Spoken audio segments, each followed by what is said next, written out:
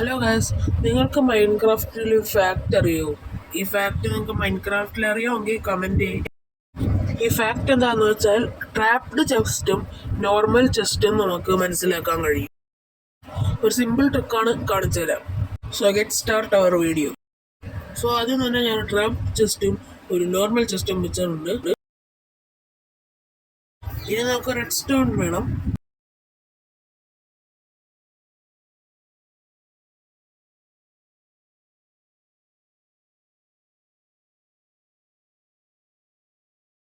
First നമുക്ക് trapped ചെസ്റ്റിൽ വെച്ച് നോക്കാം, പിന്നീട് നോർമൽ ചെസ്റ്റിലും. അപ്പോൾ നിങ്ങൾക്ക് കാണാൻ പറ്റും ട്രാപ്ഡ് ചെസ്റ്റിൽ ഇതേപോലെ വര പോലെയാണ് വരുന്നത്, അതായത് കണക്ട് ചെയ്യാൻ പറ്റുന്ന രീതിയിൽ ഒരു കണക്ട് പോലെയാണ് വന്നിരിക്കുന്നത്. പക്ഷേ നോർമൽ ചെസ്റ്റിൽ അങ്ങനെയില്ല, പ്ലസ് ആയിട്ട് തന്നെ നോർമലായിട്ട് സ്ഥലത്ത് വെക്കണ പോലെയാണ് വന്നിരിക്കുന്നത്. പക്ഷേ ഇതിൻ്റെ ഉള്ളിലൊക്കെ നോക്കിയാൽ നിങ്ങൾക്ക് മനസ്സിലാവും സെയിം പോലെയാണ് ഇരിക്കുന്നത്.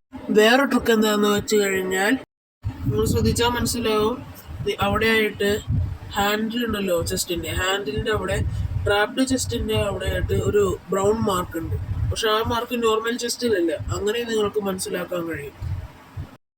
സോ ഇങ്ങനെ നിങ്ങൾക്ക് ട്രാപ്ഡ് ചെസ്റ്റും നോർമൽ ചെസ്റ്റും ഏതൊക്കെയാണെന്ന് നിങ്ങൾക്ക് പെട്ടെന്ന് മനസ്സിലാക്കാൻ കഴിയുന്നതാണ്.